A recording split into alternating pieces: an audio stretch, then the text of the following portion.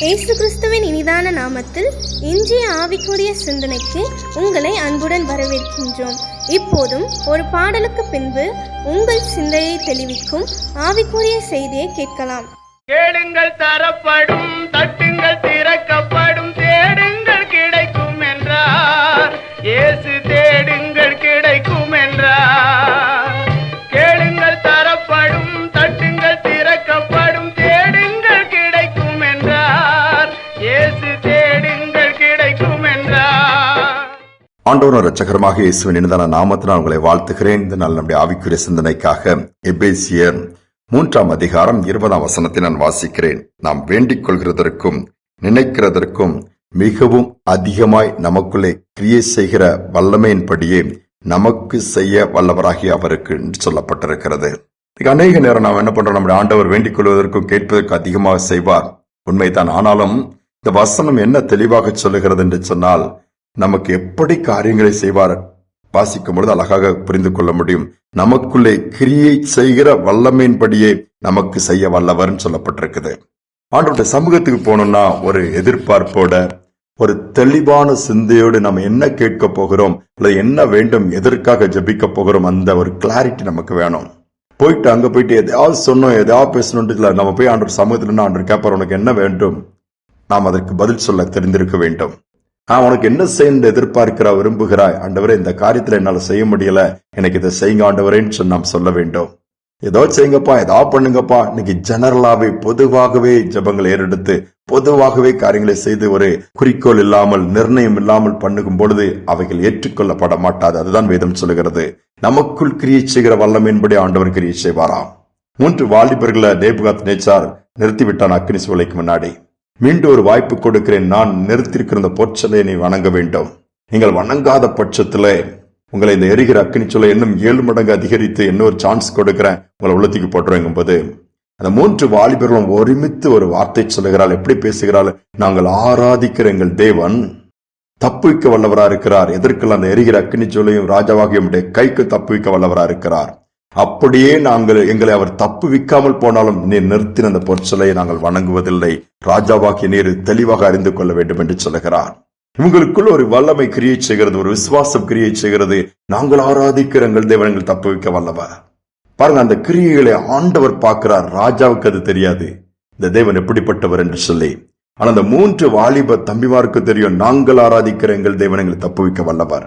அந்த விசுவாசம் கிரியை செய்ய செய்ய அவங்களை அக்கினியிலே கோபப்பட்டு தூக்கி போட்டு விட்டான் ராஜா.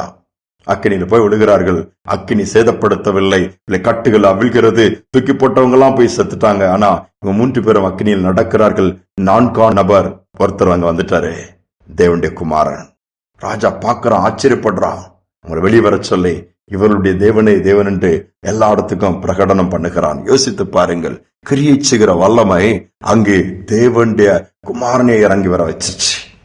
அக்கினியை இந்த உக்கிரகத்தை அவித்து போட்டு விட்டது, ராஜாவை பணியை வைத்து விட்டது. யோசித்து பாருங்கள், நமக்குள்ள அப்பாண்டுடைய சமூகத்துல போனோம்னா விசுவாசத்தின் கிரியை ஒரு வல்லமை நமக்குள்ள உருவாகணும். ஆண்டவர் செய்ய வல்லவர் என்கிற அந்த ஒரு வைராக்கியம், அந்த ஒரு எதிர்பார்ப்பு வந்துடணும்.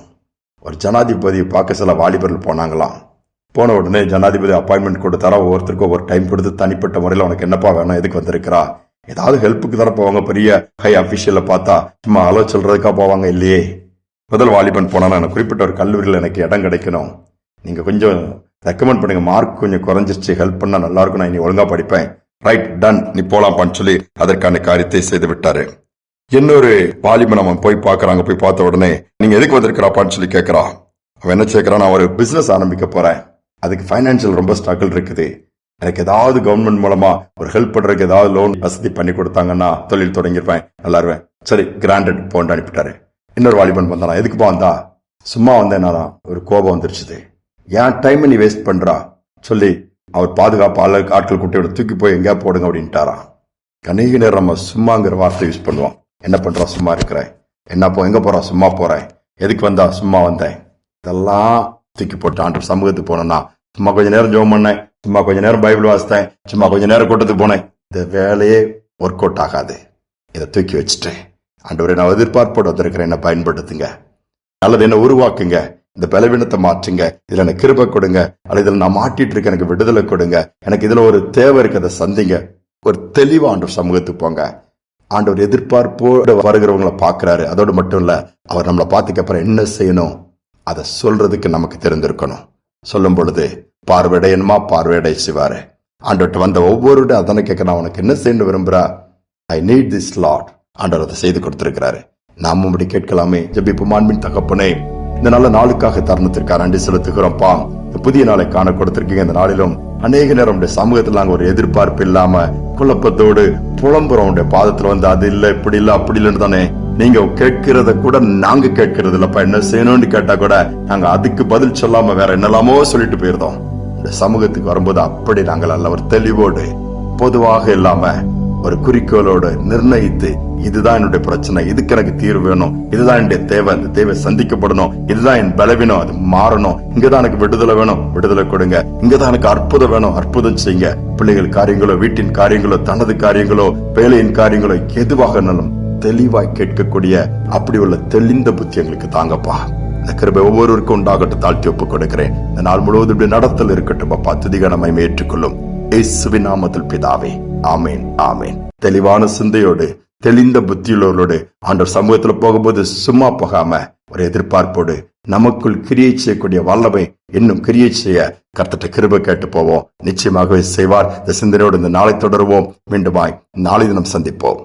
ஜெபம் கேட்டீரையா, ஜெயம் தந்தீரையா, ஜெபம் கேட்டீரையா, ஜெயம் தந்தீரையா.